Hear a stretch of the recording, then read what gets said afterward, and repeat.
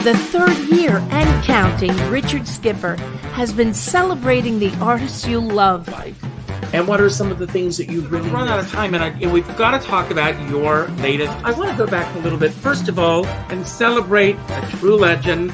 Richard Skipper is all about celebrating life, art, and his guest body of work. And did you pursue performing opportunities while you were in high school? Please join us while he showcases these diverse and talented individuals. Here's Richard Skipper.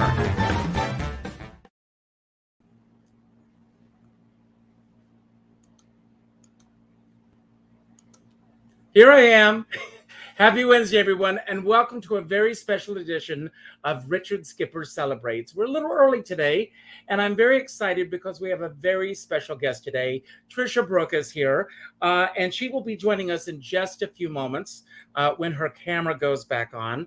I can see her in the wings. There she is. I can see her in the wings. Today is Bagpipe Appreciation Day, and this morning, because it is Bagpipe Appreciation Day, I decided that I would listen to some bagpipe music. And it is pretty good if you take the time to listen to it. I think if we take the time to really take the time to, I know that sounds redundant, I repeated that twice, to listen and pay attention to what's going on around us. There's so much. And that is really what this book is resonating with me. There's so many lessons that we're going to go over today. I read a quote that I pulled from my calendar this morning. And before I bring Tricia on, actually, I'll bring her on while I'm going to read this quote because I love this. Hi, Tricia. Hi. And this quote that I read, it says, "We get so worried about being pretty," which you are, of course. But we get so worried about being pretty.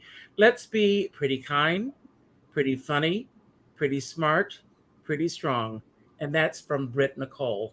And it's a great quote. And I think it's something that we should all think about.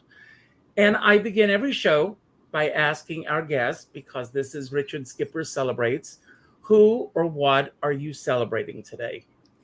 I am celebrating the sunshine. I'm celebrating my health. I'm celebrating my relationship with my amazing husband, and Lola and Bella, my two sweet kitties.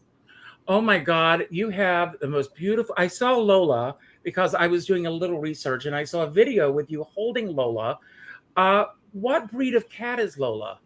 She is a Maine Coon. Both she and Bella are Maine Coons, and they're like dogs.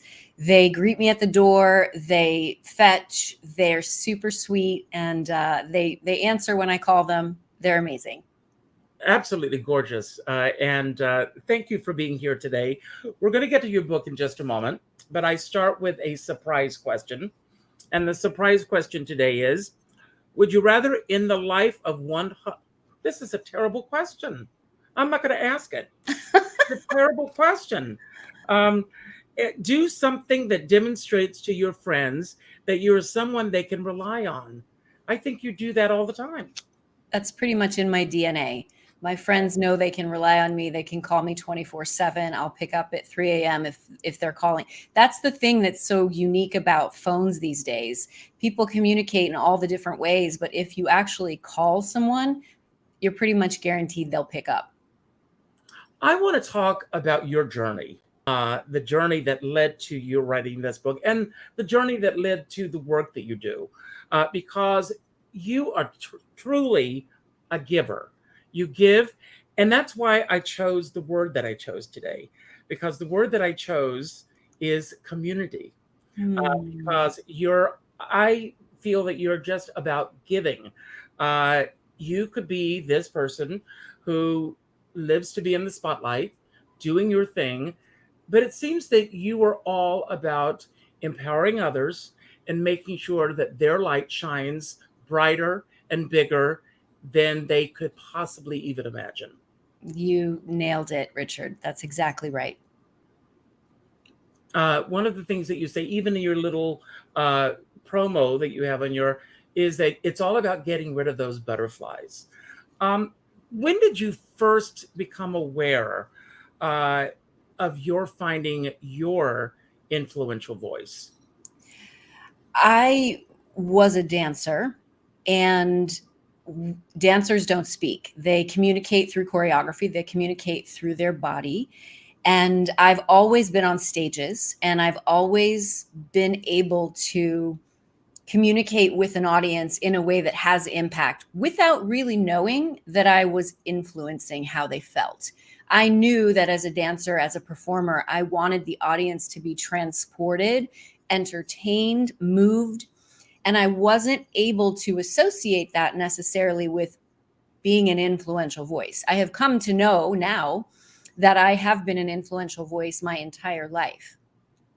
What I also realize is that now that I'm very conscious of the use of language and how to show up and communication and being an effective communicator and speaker and all the influencers and thought leaders that are out there, that it's our responsibility as people who are in the public space that we are very conscious and responsible with the language we use and how we're communicating.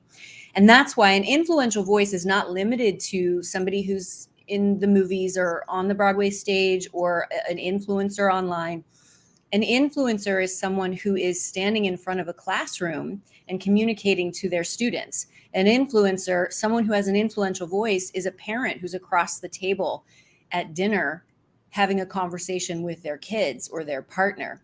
An influential voice is someone who's sitting across the boardroom table from their employees or their contractors and sharing what they know to be true about where they're taking the business. So we have an opportunity to speak and communicate in a way that has a ripple effect that we need to start becoming aware of. Now, what is very interesting about this book at this particular time is that it really is a product of this time, especially because as your book starts to unfold, you were really in the moment of what is happening in this world. You talk about what we're dealing with as far as the Black Lives Matter movement, as far as we're dealing with diversity, as you know, and especially right now with what we are going through in this nation, even since the book has come out in the last few weeks. I mean, monkeypox is now out there. And, you know, when we're dealing with, and especially with Zooming and all of these other things that you possibly, you know, a few years ago, no one even thought about Zooming. And now everyone is doing it. What has changed within you since you sat down to put these words on paper? I've been working in New York City, as you know, Richard, for 30 plus years in film, television, and theater. And I'm a storyteller. I tell my story. I tell other people's stories. I write plays and musicals about characters that I make up and worlds that I create and design in order to be of service, in order to uplift and elevate humanity in the world of entertainment. Then I started working with speakers because I wanted to have the ripple effect of helping thought leaders fully express and amplify their voices in order to make the world a better place. During this period of time, many people asked me to write a book on public speaking. The way that I work with speakers is exactly the way that I work with actors. I work with objective and action, intention, choreography, and blocking. Same exact thing as anybody I'm in the studio with. It's not different at all. And I was trying to get a book about public speaking published and nobody was biting. And what I realized was I didn't want to write a book about public speaking. I was not aligned with it. I wasn't passionate about it, which is why I wasn't getting any publishing deals. I was watching everything that was going on in the country, listening to what was happening from the White House, the language that was being spoken, witnessing the unraveling and the visuals of what we know to be true in this country, which is systemic racism, and realized I have an obligation and an opportunity here to write a book to teach people about having dignified communication, understanding the power of the language that they use can create love or hate. And in the moment when I wrote the book, Ahmaud Arbery, Breonna Taylor, George Floyd, and I had to sit down and write chapter 1, and I sent it to a publisher and got a book deal on Monday. And that is really because it was something I cared deeply about. How do I write a book about what it means to be an influential voice and to know that every single thing you say will leave a lasting legacy of good or evil? And that's why I wrote this book. And it's amazing also that over the past couple of years, and I don't want to get political here, but so many books have come out about the previous president of the White House. And these books, and it's interesting the way that people are processing this information that's going out there. And everyone feels that they have a message to put out there. And again, I get this message loud and clear from your book that we all have an influential voice. Every person on this planet. And it's up to us in terms of what the message is that we choose to put out in the world. Absolutely. And not only does everyone on this planet have an influential voice and an opportunity to share their powerful message, they also have an opportunity to learn how to speak with dignity, curiosity, humility, respect, and love. And I go back to, I am not asking everyone to have the same opinion. I'm asking everyone to speak with dignity and to coexist with people who don't agree with you, because that is how we come together. We don't come together all being on one side. Right. We come together being different and acknowledging our differences and being respectful of those differences. And everyone having a voice right now, it's also really, really important that everyone think for themselves and think about, what do I really care about? What is it that I want to say? Am I being influenced by someone, or am I really going in and deciding what I think about it and what I feel about it and having the courage to speak your personal truth, no matter what the cost? What are your biggest concerns and fears right now in terms of what's happening in this country as far as censorship is concerned? Books are being banned. Voices are being silenced. People, certain talk shows are being taken off the air if they have a difference of opinion. We should all be able to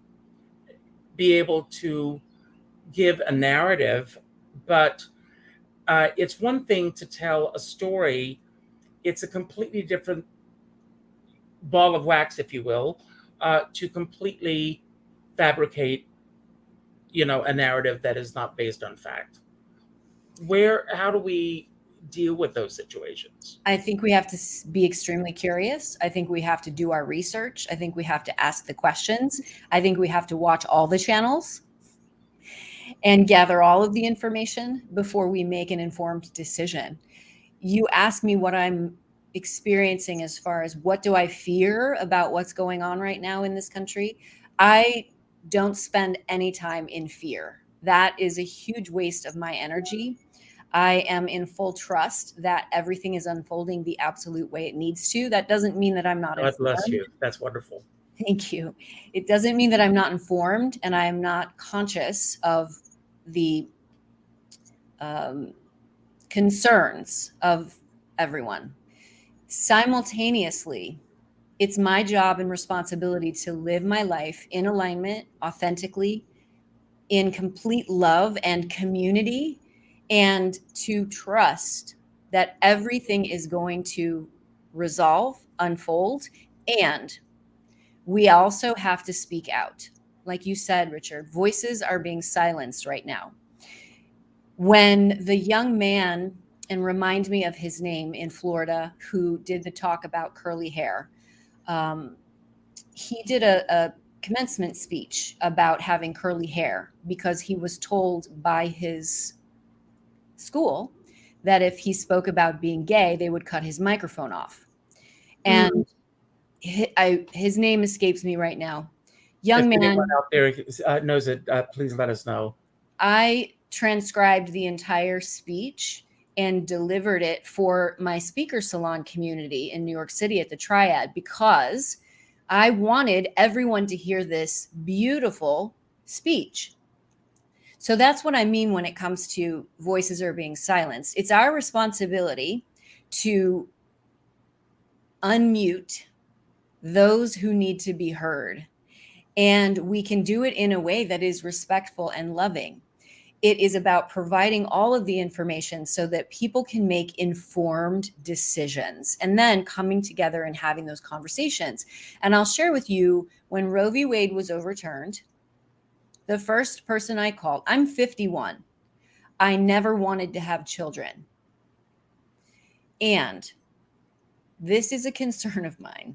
I called my friend. The first person I called was my friend who is on the opposite side of me. And I know that, and I love her and respect her. And I said, I really want to have a conversation with you right now, because I know that we are having different experiences, and I want to be reminded that we can coexist in love and respect of one another. And that's what we did. And it reinstated my trust in humanity. It reinstated my trust of community. And I'm not saying that I don't disagree with her. I do. And she disagrees with me. Excuse me, Xander Moritz is the student. Thank you very much, Richard. Thank you, Danielle. Thank you. That is a really wonderful talk. Most of it is on YouTube. You kind of have to search for the entire talk. And actually a mommy blogger, I can't remember her name either, but she posted the entire talk. So you'll be able to find that if you search for her. Well, you bring up a very interesting point, if you don't mind my interrupting for just a moment. Last week, I had someone on the show who has written a book, and 3 pages in his book, he wrote of an experience in his life that concerned a major star. And it was his experience with this star. And a fan of that star called me screaming at me that she was very upset that I was giving him a platform. And I was able to turn her around. I said, well, first of all, let's sit and have a conversation about this. Have you seen the show before? It says at the very beginning of my show that my show is not gossipy. I am not going to trash this star. I have the utmost respect for this star. This is not the direction that my show will go in. And my show is to celebrate the fact that he's written this book. And have you read the book? Number one, she had not.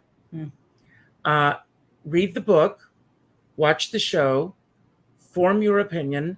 And if you would like to come on the show and talk about it, I will gladly bring you on the show. And she appreciated the fact that I listened to her. Yes, such a good point.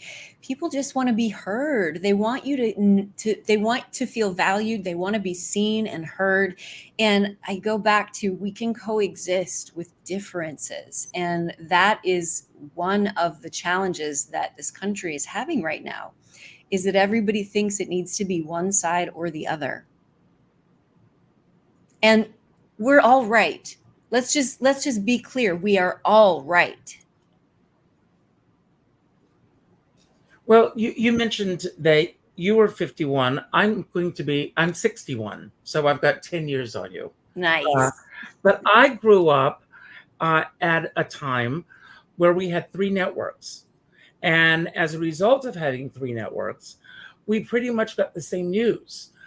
We had the same information from the same newspapers. There was no real editorial in terms of a spin on the news that we were getting. So we grew up in that world. And it wasn't until the internet came along and CNN and the editorial type programs that things started getting to a point where instead of getting the news, we were getting people's opinions of the news. And that began to change things. And as things began to change, people began to take people's opinions of the news as the news. And that's when things began to get a little crazy. And there's nothing wrong with having an opinion of the news. And everyone should have an opinion of the news, and everyone should be able to voice their opinion. Again, it's this idea that we live in this country where you have to either be wrong, and I love the fact that you say that we're all right. And I do believe firmly that everyone believes based on everything they've experienced up to this point. Absolutely. Our DNA is based on how we grew up, where we grew up, who we studied with, how we were parented.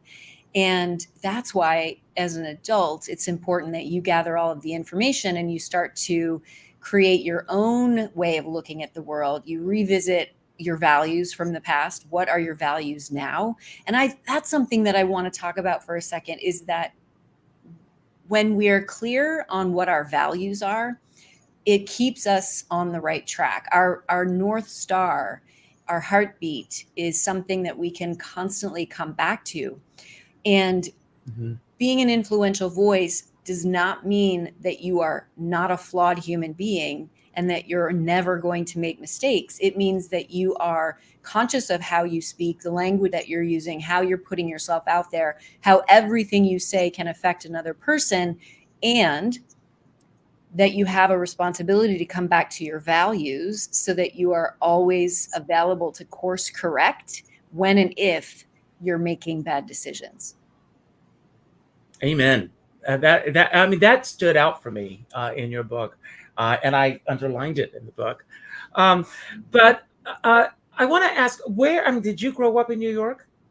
I grew up in Arnold, Missouri, a small town 20 miles south of St. Louis. And I knew that I would move to New York City and become a dancer and work with Baryshnikov and tour all over the world. It's interesting that you say that. I grew up in a small town, South Carolina. Next Friday night, 43 years ago, I came to New York. Amazing. And same thing. I knew that I would come to New York to be an actor. And that was my goal. That was my dream. And I set that was my intention. And I set my goal to do that. And do you feel that growing up in a small town had this influence on you in terms of this? For me, I think it did definitely, in terms of this positivity, if you will, in terms of who you are and what you're all about. I think growing up in a small town and being in the Midwest definitely created my work ethic and the fact that I'm a complete straight shooter. What I say is what I mean. What I do is exact. If I make a promise, I keep it. I'm in high integrity when it comes to how I show up in the world. I'm not sure it's directly related to my positivity, but I do know, like you, that I'm extremely optimistic and positive. And that is something that's just in my nature for sure. However, living in New York for 30 plus years, I definitely want it done yesterday. So I have a good combination of integrity and New York chutzpah. And do you have brothers and sisters? I had a sister, yes. And she passed away in July of last year. I'm sorry to hear that. Thank you. Thank you. And did she have the same work ethic that you have? We were very different. I definitely was the black sheep of the family, always knew what I wanted, went after it relentlessly, never heard the word no. It was always not yet for me. And I think that has served me well long into my career. And I'm still making musicals, and I have a new book that I'm working on. And I just want to, in this precious, fleeting life that we have, contribute at the highest possible level in order to leave my lasting legacy. And I chose to not have children. I never wanted to. It was not something that was interesting to me. And trust me, I'm an auntie to many amazing kids. and I mother many people. However, being able to leave a legacy of influential voices, people who read my book, the speakers that I support, the shows and the documentaries that I produce and direct, that for me is something that I take very seriously. So I get up every single day in order to create more work that can leave a legacy of good behind. Tricia, I'm going to ask a question. It may seem like an odd question. Maybe it doesn't for you. Maybe we are on the same wavelength here. But I have a very heightened sense of how precious our lives are and how every single day is a gift to each of us. I'm reminded when I hear of these, without, I don't want to get morbid here, of these random shootings, of how random these things are in life, that none of us are promised tomorrow. And so I lead each day as if it's the most important day of my life. And I try to accomplish as much as I can. I get up every morning at 5:30, and I can't wait to start my day and live it to the fullest. And I've always had this sense of how precious each and every day is. Mm. Do you have that same sense? Oh my goodness, we share that. We're definitely connected in that way. I moved to New York in 1991. The AIDS epidemic was still very much underway. Lost my mentor and many friends to AIDS. Lost a best friend who had cancer and died at 34. My father, my sister, I could go on and on and on. And not, again, we're not being morbid here. We are celebrating life very Yes, much. of course. But the reality is life is precious. Death is real. Losing people is part of life. And when you can acknowledge that it's not if, it's when, and you have a precious moment every single day, that makes life so sweet and so beautiful, which is probably why I don't live my life in fear at all, because it unfolds the way it's meant to be. I show up fully in integrity, and everyone in my life knows that I love them. Mm-hmm. So I have never had regrets, and I don't plan on starting. I absolutely love that. And, it's so interesting that next week I was scheduled to have on this show Shanka Dugaray, who is in the new Elvis movie. This is her big break, and she was scheduled to be here on the 2nd. And the day that I sent the artwork to her manager called me back to say that they found her dead that day. Oh my goodness. And it was just this random odd, it was bone chilling to get that news. And she said, "Richard, you have to know something. Shanka was so excited about being on your show, and the fact that you asked her to be on the show, that was something she was looking forward to, because she wasn't that well known in the business. And the fact that I had reached out, that Rose Apuzzo, my assistant, and I had reached out to her and asked her to do the show. So it's also important that we take the time to reach out to those around us. But I want to go back again. You came to New York. You started out as a dancer. And I love also in your book, when you talk about, you used to say, I accidentally became, and then you got rid of that. But when did you said you use the movement for your voice, but when did you find the verbal voice? When I moved from being a dancer to being a choreographer and was able to communicate with dancers in the room in a way that they responded positively to. And I say this because anyone who's in the dance world, in classical ballet world, the old school ballet mistress is mean. And I never wanted to do that. I wanted to come from a place of love and encouragement to see if I could get from my dancers their full expression without being mean, without creating fear, without threatening. And what I realized is if I'm demanding of myself and of the dancers, and I'm loving and encouraging, I get far more from them than I would or that anyone else would, because they want to do their best for themselves and for me as the choreographer. And that's when I first started realizing, okay, the language that I use here to create a safe space so that they feel like mistakes are welcome, so that they feel like injuries can be acceptable and you can sit down and ice if you need to. You don't have to push through because I will fire you if you don't. Then I realized I'm onto something here. I can cultivate a community of artists who are living from a place of positivity and expansion instead of fear and worry. And I took that exact same idea into being a director. When I'm in a room with actors and I create the safe space and I communicate with them from a place of respect and equality, yes, I'm in charge. And yes, I create the boundaries so that they know that they're being taken care of and they don't have to worry. But I also am at the same level. They know more about the character than I do. So it's my job to get out of their way.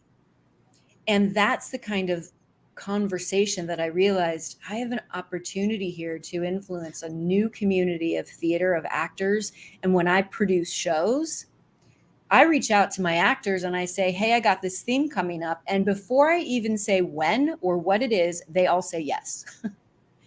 And that is so incredible to me. And it's something that I do not take for granted. And I have been able to cultivate that now inside of all of my communities in addition to the Speaker Salon in New York and the Big Talk Academy. And it has given me an opportunity to simply model how to communicate effectively with dignity, respect, curiosity, and love. When George Floyd was murdered, I got a panel together of my community members so that I could say, let's have a conversation. Please share with anything that I'm missing. I'm a white woman of privilege, and I want to hear from you. And I want us all to have this conversation, and I want to learn from you and ask questions so that I can be part of this solution. And that requires an ability to be given feedback and criticism. And I'm willing to do that. And I model that for my community. I am willing to put myself out there first, to fall and fail so that I can learn and model how to stand up. Good for you. I mean, I was having a conversation with someone the other night. We were talking about certain people in this business. You've encountered them as well. I know you have, who lead by intimidation. Yeah. There are many of them in this business, and they lead by fear, and it doesn't always win you over. Some recoil from that. Some become emboldened by that. I want to ask you, who are the influential voices that have made a difference in your life? One of the first was Sharon McGuire, my dance teacher. She believed in me. I was not the tallest. I had buck teeth and big ears. I had huge feet, which once you grow into them, they make beautiful ballerina feet, but I had huge feet and I was super skinny. And she believed in me and started taking me to New York City to the dance competitions. And I would compete in Arnold, Missouri, win, and then get a free scholarship to the Broadway Dance Center when it was still on Broadway, and Frank Hatchett taught class then. And she would teach me how to be a dignified young woman, how to have the discipline and grit that I needed to in order to be the kind of dancer that I wanted. I didn't want to do double pirouettes. I wanted to do triple pirouettes and not land in fourth, land in a closed, tight fifth. Like I was constantly, what can I do bigger and better? I don't want just a la second. I want a la second. So she believed in me and taught me this. huge influential voice. She's been to every dance performance, every show, everything I've produced in New York City, and we are still extremely close friends. She drove me to my sister's funeral. And so she was and is still a really huge influential voice in my life. And then, of course, my husband. We met on a show. He tried to influence me to date him during the show, and I said, absolutely not. I love it. I said, first, I don't date actors, and I don't date people I work with. I was the choreographer, and he was one of my actors. And he said to me, I'll wait. Now that's influence, right? I'll wait till the show's over. Of course, I married him 3 years later. And I respect his point of view. I respect what he reflects back to me about how I'm showing up. And he's definitely another influential voice in my life. That's great. I've got a question from Danielle. And she said she would like me to ask you how you personally set up boundaries and relationships with those that you support, making sure that you're supported as well. That's a great question. Such a great question. There's a couple things here when it comes to boundaries. Boundaries are incredibly important for many reasons. And one of the reasons they're so important is because I have to be extremely effective and efficient to accomplish everything that I need to accomplish. And that is serving my clients, my community, writing books, writing one-person shows, working on Broadway musicals, making documentaries. And I'm doing all of that right now, which means I do not scroll on Facebook. If you DM me, I may not get to it for 2 or 3 weeks. So those boundaries are certainly always in place. The other thing that I have made a policy, and I use the language policy because it takes any kind of heat out of it. It's my policy to never go out past 5 o'clock during the week. And I rarely do it on the weekends. I'm a matinee girl. And when I say to people who invite me to networking events or shows that start at 8 o'clock, it's my policy to not go out past 5 o'clock during the week because I get up at 4 a.m. And I get up at 4 a.m. so that I can do everything I need to do. And not going out past 5 o'clock means I go to bed at 7. So if you invite me somewhere at 5, I will probably leave at 6. And most of the time I don't say yes. And Oprah said once, she has JOMO, not FOMO, the joy of missing out. I have JOMO. It's really important that you set up those boundaries. And when it comes to people you work with, if you are on the fence about what's okay, they will continue to push and push and push until they get what they want from you. Stay for another drink, stay until whatever. You simply have to be very clear. It's my policy to not go out past 5 o'clock, or I do not put notifications on my phone. So if you are trying to get in touch with me, the best way to do it is through my assistant. Here is the email. Well, I want to say thank you for saying yes to me. So, no, I'm thrilled that you're here. I've got some questions. I'm going to, first of all, bring this up. The word again today is community. And I want to ask again, what does community mean to you, especially in terms of the influential voice? For me, community is all about remembering that, well, I say this specifically in my community, you might be on stage by yourself, but you are never alone. You might be in life by yourself, but you're never alone when you create and cultivate a community around you. When I married Joe, when Joe and I got married, part of the reason I wanted my friends and family there was to, and I talked about this, was to not only witness this celebration, but also to witness it so that 10, 20, if we're lucky enough to make it to 30 years down the road and things may not be going well, I can reach out and say, why did we get married? Can you please remind me? Because I'm struggling right now. And that's not happening. Trust me, we are super solid in love. I'm happily married. But community is going to keep you accountable. Community is going to elevate and lift you up. Community is going to be there for you in the good and the bad, because life is yin and yang. Life is polarity, right? And so if we can maintain this place of center, because we know we've got community when it's good and community when it's bad, that is the sweet spot. That's why community is so important. I have a question for you. I mean, my husband is a landscape architect. Kudos to you uh, for being married to someone in the business. Uh, I don't know how you do it.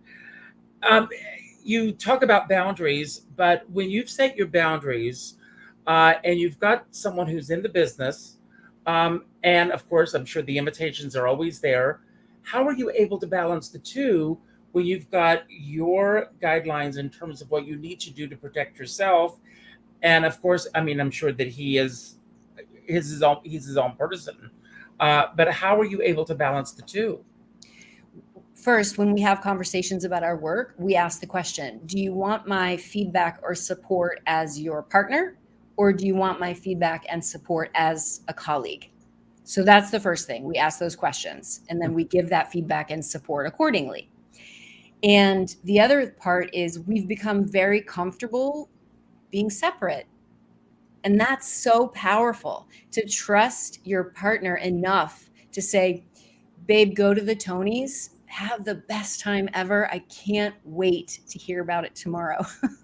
Or I'm going to go to the matinee by myself because I really love going to the matinee by myself, and we'll go to a show next week. So we negotiate all the things so that we can have a really rich social life that is together and that coexists, but also gives me what I need in terms of boundaries so that I can be productive. I don't do well on little sleep. Joe can do well on little sleep. So we balance that out in a way that serves us both. That's wonderful. Congratulations on that. Um, and I've got a question here. What is the going through with the ambition that you have? When did that ambition first come into your life growing up in Missouri? I love this question because I love the word ambition. Ambition, especially for women, has gotten a bad rap. And I truly believe that ambition does not mean you have to step on anyone else. Ambition does not mean that someone else is smaller. There is so much room for all of us at the top. There is only one you, there's only one me. We can coexist at the top together. And ambition is what gets us all to the top. Me being ambitious brings you up. You being ambitious brings me higher. So really honoring your desire and ambition is such a powerful permission that I want you all to give yourselves. My ambition was turned on when I saw my sister take a stage. She was 7. She was 4. I was 7. She was a pink poodle and she was doing flat ball changes in Arnold, Missouri. And I didn't want to do flat ball changes necessarily or be a pink poodle, but I thought, that's what I want. I want to dance.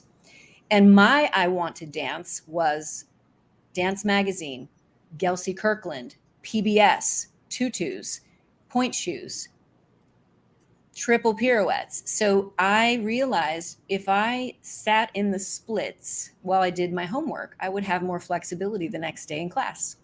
If I put my feet underneath the door jamb, I would start to create these gorgeous arches for my point shoes. So that's really where my ambition came, because I was being given the evidence of my ambition paying off really quickly. If I sit with my feet under the door jamb, tomorrow my feet are point a little bit more. So my ambition was given that evidence, which kept fueling more ambition, right? I moved to New York City, started dancing right away. Lincoln Center, one of my first gigs, that fueled my ambition. Oh, I can do this. And that sort of goes along with I was an accidental.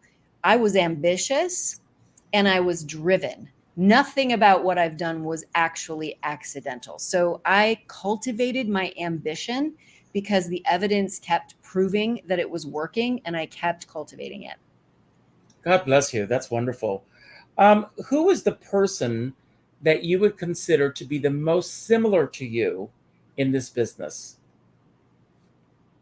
Oh my goodness. I'm not sure if I could say someone who I align with would be Tina Fey. Wow, that's wonderful. Yeah. I think she's extremely smart and incredibly funny, obviously, all of those things. And she's also unwilling to silence her voice for anyone else. And I'm going to say good for her. Yeah. Yes, that's good for her. Um, what do you like most about yourself? I'm kind. And I give really good presents. You certainly do, in both sense of that word. Um, who have you compared yourself to in the industry, and why? You just answered that question with Tina Fey, but yeah, I mean, prior to Tina Fey, was there someone that was a role model to you as you were growing up in Missouri that you were aspiring to be like? Not while I was growing up in Missouri, but I really, really wished that I could choreograph like Pina Bausch. Obsessed over Pina Bausch. I saw every concert. I actually flew to Paris to audition for Pina Bausch. Wow. And I speak un petit peu français. So they ran the audition in French. She's German, but by way of NYU, living in Paris, living in Germany, Tanz Wuppertal. And I wanted to dance in that company more than anything. And flew myself over there, did the ballet part. They kept me. Move into the choreography part. They kept me all day long. And I'm trying to translate the French. What do they want me to do now? Where am I supposed to go? And at the very end of the audition, she's chain smoking. It's like old school, right? Like the whole day, packs and packs of cigarettes while we're auditioning. And she had us, the last 5 women, walking in a circle. And she gave us directions. When you come down stage, you're going to experience happiness, sadness, joy, anger, rage, 5 emotions. And you're just going to walk. The pianist is playing piano, and each woman in a circle while we're walking, they experience that emotion in front of her. And I did not book that job, but that experience, I have goosebumps just thinking about it, was one of the most incredible experiences I've ever had, because her work is so visceral and so sexy and so magical and creative. And I aspired to choreograph like Pina Bausch. Never even got close, but I always desired that. Wow. God bless both of you. I know the answer to this next question, but I'm going to ask it anyway. And then I'm going to go a step further. The question is, and I know the answer, do you practice gratitude? And if so, I'd like you to name 4 things that you're grateful for today. Oh, I absolutely practice gratitude. When you're in a place of gratitude, fear, shame, being a victim goes away. And that's why every single day in March of 2020, I looked out the window and I was thankful for that tree that was blooming and reminding me that spring always comes. So gratitude is paramount. 4 things I'm grateful for today is being on this show with you, Richard. This is truly an honor. I'm grateful that I'm having a really good hair day. I am grateful that The Influential Voice, the book, could potentially support speakers, communicators, moms, parents, professionals in coming together and starting to have dialogues when their opinions are in opposition. And I'm grateful that I get to wake up every single day and look out the window at the Alvin Ailey Dance Theater. Oh, well, I know where you live. That's great. Good for you. Who has the strongest set of values among your friends? I align myself with people who have strong values and who our values align with. And again, that's not that we think the same, but kindness, courage, humility, respect, dignity, love, those are the kinds of values that I align myself with. And I think that Joe and I have very strong values. My friend Lisa Wheeler has extremely strong values. And when you meet people and your values align, you can take over the world. I truly believe that. I do too. Absolutely. And I know my friends that are watching, Danielle, Doug, Pam, my friends that are with me almost every day, they show up and I love you for it. What is the best ritual of your daily life?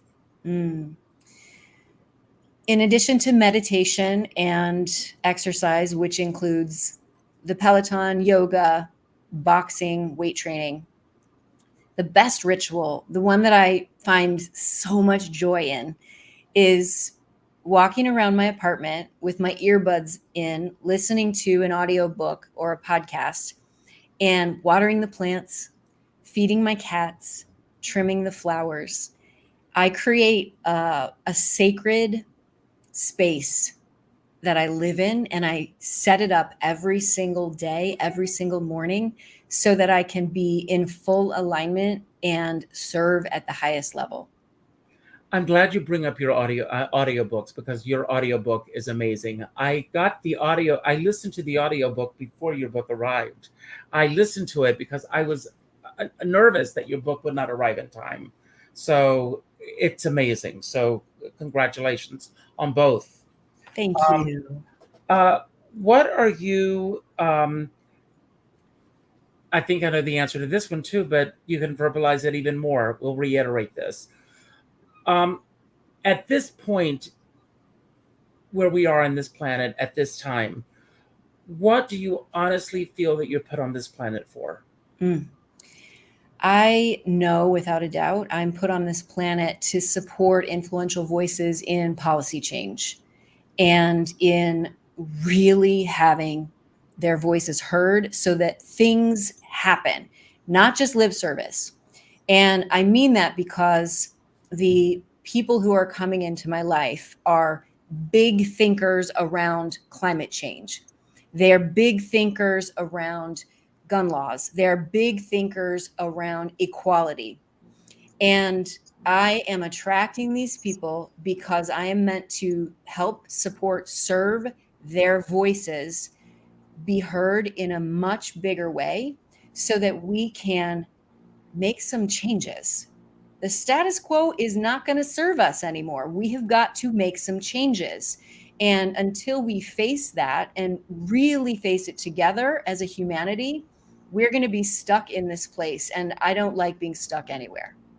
Oh, good for you. I'm with you. And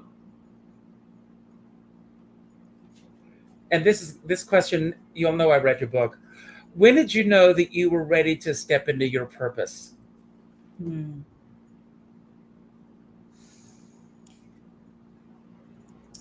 When I realized I no longer cared about being criticized or made wrong for doing the work that I do.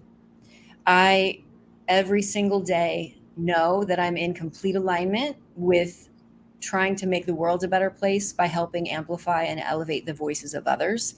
And when I let go of any kind of doubt, I knew I was in my purpose. Perfect. What is the best possible attitude towards death? Towards death? It's inevitable. Bring it on. Next. That's going to be my last question for you. Don't go anywhere for a moment. We're going to give away a copy of your book. And we're going to do the drawing here. Thank you all for being here. And we'll see who this is going to go to. Thank you all for being here. And Doug McAllister, thank you. And I love you, Doug. And I will put you two in touch with each other. And you're going to sign it personally to him. Yes. So thank you. And I've got a couple of comments that I'd like to say. And then, Tricia, I'm going to give you the final comments today, the final word. As you all know, tuning in today, it means a lot that you're here. The word community resonates with all of you and with me. It's very important that we all are in this together. And I'll talk a little bit more about that in a moment. It's also important what we put out into the world. And when I see comments and what we do on social media, and I've said this before, and I'm going to repeat it. It's what we do with it. As artists, we all want to be acknowledged. So if you see another artist, whether it's speaking about their show or a project that they're working on, it takes very little effort to hit the like button, to leave a comment, and to share it. And then if it's not going to elevate either yourself, them, or the other readers, hit the delete button, hit the hide button, because we don't need to perpetrate it and keep it going out in the world. So just get rid of it. I also end every show by telling everyone to go out and do something nice for somebody else without expecting anything in return. Today, I'd like you to go to your Facebook friends list and reach out to the fourth name that pops up and reach out with a phone call. Not an email message, not a text message, not a private inbox message, but a phone call. And let that person know what they mean to you. And then what I'd like you to do is I'd like you to go to Amazon.com or your favorite bookseller, and I'd like you to order 2 copies of The Influential Voice. I'd like you to keep one for yourself, and I'd like you to send 1 copy, if you can, to the fourth friend, that friend that you just called. And I'd like you to write inside what they mean to you and the importance of why their voice matters in the world. Because we can all spread this around and we can all let everybody know that everybody's voice matters. After today's show, if you don't mind, please go to the YouTube channel and leave a comment on YouTube and let us know what you think of today's show. Share this with your friends and let everybody else know about Tricia's work and the great work she's doing. I'm also going to put up on the screen right now her website. Please visit it and see the great work that she's doing and keep up with what she's doing. And as my dear friend Sean Moniger says, we're all in this together, but we're not in the same boat. And I always say, if you're going to go out in a boat, make sure you bring a skipper along. So, Tricia, I'm going to leave the screen and I'm going to give you the final word today. Anything you want to say about anything that we talked about that you want to build upon, anything that we didn't talk about that you wish we had, or just any final word that you want to leave everyone with. I thank you for being here. I thank you for the gifts that you've given to the world and that you're going to continue to give to the world. And anytime you want to come on this show, just reach out. You've always got a platform here. And thank you so much for being here. It's all yours. Thank you. Thank you so much, Richard. It has been such an honor to be here in your community. And something that stood out for me that I want to highlight and reflect is that your community shows up here for you every single day. When we show up for each other and we make it clear that we are seeing and valuing our community and our fellow actors, performers, humans, that's how we stay connected. That's how we stay at this high place of vibration and positivity. So you talking about everyone who's here in the chat, showing up for you every single day, that warmed my heart. And it reminded me that all we have to do is show up. You are putting so much positivity and love out into the world. And I'm super honored to be here. And I'll just say again, your voice matters. Thank you so much for having me.